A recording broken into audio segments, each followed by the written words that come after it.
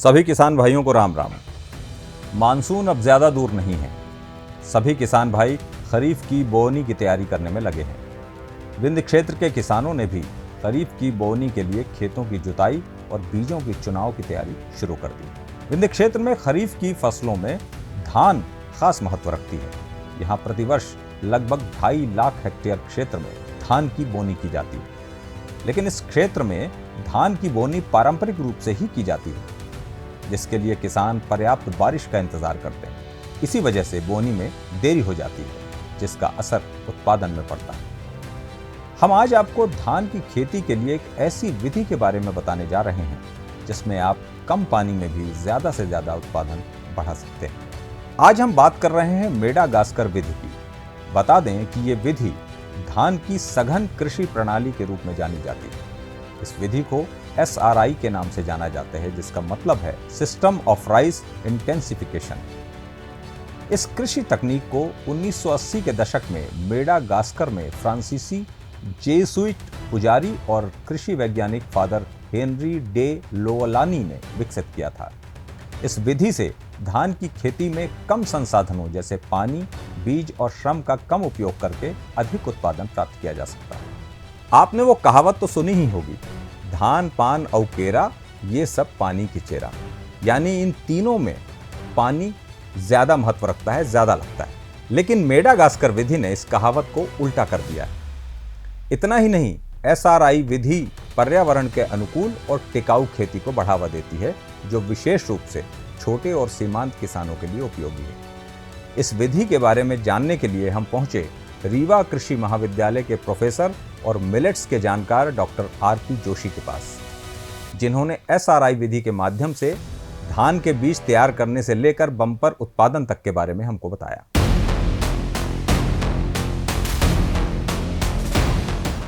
जहां हम इसकी खेती कर रहे हैं वो हरुवन है या गरुवन किसान भाइयों की भाषा में, या हम यूँ कहें कि वो कितनी जल्दी पकने वाली फसलें चाहते हैं। किसान धान की जो प्रजातियां होती हैं वो 3 भागों में बटी हुई हैं, शीघ्र पकने वाली, मध्यम देर से पकने वाली और विलंब से पकने वाली।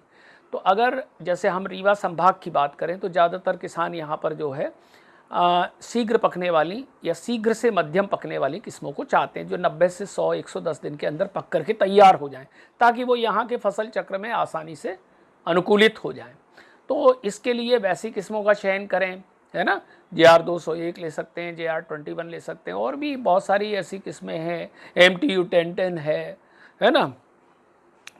और भी मतलब पूसा अगर मान ली क्वालिटी चाहते हैं आप कि पतला चावल रहे, सुगंधित चावल रहे, खुद के उपयोग के लिए भी चाहते हैं, या गुणवत्तापूर्ण चावल किसी के लिए भी चाहते हैं, तो हमको चाहिए कि पूसा सुगंधा 3 PS3 या पूसा सुगंधा 5 या पूसा बासमती, इन किस्मों का चयन करें और उनको इसी विधि से लगाएं। पर श्री पद्धति या मेडागास्कर विधि से हर किस्म लगाई जा सकती है।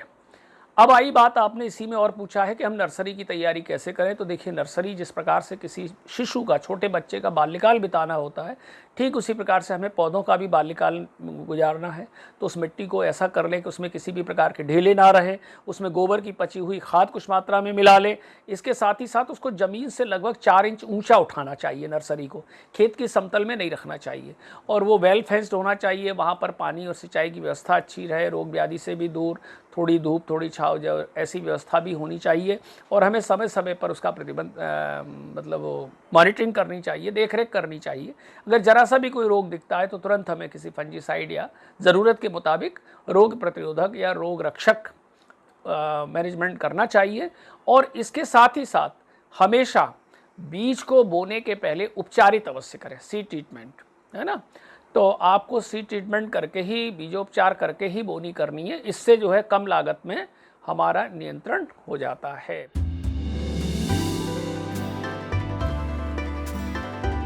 धान बोने की सबसे बढ़िया तकनीकी और वैज्ञानिक पद्धति है, जिसको हम श्री पद्धति या मेडागास्कर विधि के नाम से भी जानते हैं। श्री पद्धति का एक संक्षिप्त रूप है SRI, जिसका पूरा नाम है सिस्टम ऑफ राइस इंटेंसिफिकेशन। इसकी अपनी कुछ विशेषताएं होती हैं। उनमें से पहली विशेषता जो आपने पूछा है प्रश्न, वो है कि इसमें अन्य विधियों की तुलना में 1 एकड़ में धान की जो रोपनी लगाते हैं वो मात्र 2 किलो बीज इसके लिए पर्याप्त होता है, जबकि अन्य विधियों में 6 किलो अथवा 10 किलो तक बीज प्रयुक्त होता है।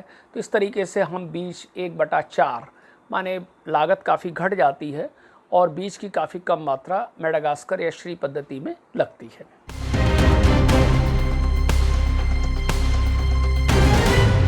2 किलोग्राम बीज 1 एकड़ की नर्सरी लगाने के लिए पर्याप्त होता है। हमने नर्सरी बोली, लगभग जो है 3 फीट चौड़ी यानी 1 मीटर चौड़ी और अपनी ज़रूरत के मुताबिक 10 से 12 फीट लंबी हमने नर्सरी लगाई। उसके अंदर जो पौधे लगे हुए हैं उनको हमको जो है 10 इंच पौधे से पौधे की दूरी और 10 इंच कतार से कतार की दूरी यानी 25 सेंटीमीटर स्क्वायर, ये हमारा सबसे आदर्श तरीका है। अगर हम दूरी पर लगाएंगे तो उसके अंदर टिलर्स ज़्यादा बनेंगे, कल्ले बहुत बनेंगे, तो दाने ज़्यादा होंगे, उपज ज़्यादा होगी।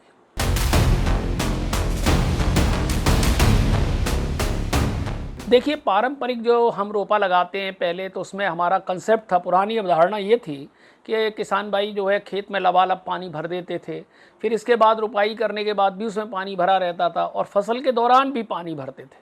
लेकिन श्री पद्धति या मेडागास्कर में ऐसा नहीं है।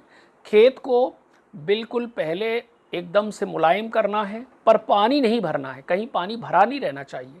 और इसके साथ ही साथ उसमें हमें फसल की मतलब जो सीडलिंग है, पौध हैं, उसकी रोपाई के बाद भी किसी दशा में पानी नहीं भरना। अभी तो हल्की हल्की पतली पतली जब दरारें पड़ जाएं तो अन्य फसलों की तरह जैसे गेहूं वगैरह में पानी लगाते हैं, ठीक उसी प्रकार से हमें एक पतली सतह पानी की देनी होती है।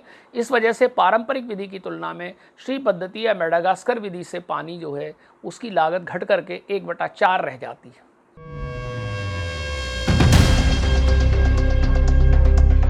देखिएगा, जैसा मैंने बताया, चूँकि हमने इसका, आपने किसान भाई ने इसका मैनेजमेंट ढंग से किया है, पौधों की संख्या लिमिटेड है, लिमिटेड कम नहीं है परंतु फालतू ज़्यादा नहीं है, जिसकी वजह से जो कहना चाहिए फालतू की जो किस पौधे लग जाते हैं जिनमें बालियाँ वगैरह नहीं होती, वो नहीं है।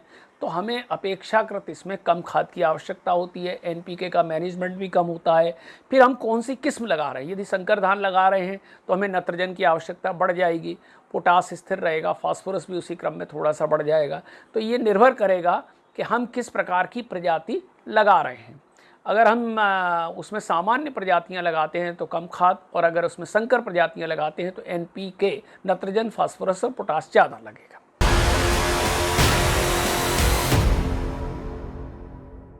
देखिए, खेत में सीधी सी बात है कि जब हम श्री पद्धति से धान को रोपते हैं तो उसमें उपज जो है बढ़ कर के दुगनी हो जाती है, भले ही वही किस्म है। तो ये तकनीकी है, टेक्नोलॉजी नई अडॉप्ट करने से भी गुणवत्ता पर भारी प्रभाव पड़ता है और मात्रा पे भी बहुत प्रभाव पड़ता है। जहाँ एक ओर ज़्यादा पैदावार मिलेगी, वहीं दूसरी ओर स्वस्थ और सुदृढ़ बीज भी प्राप्त होंगे, दाने भी प्राप्त होंगे। तो आपने जाना कि कैसे इस विधि के माध्यम से धान की बम्पर पैदावार तैयार की जा सकती है। हम कृषि सांची के माध्यम से आपको कृषि से जुड़ी ऐसी ही महत्वपूर्ण जानकारियां देते रहेंगे।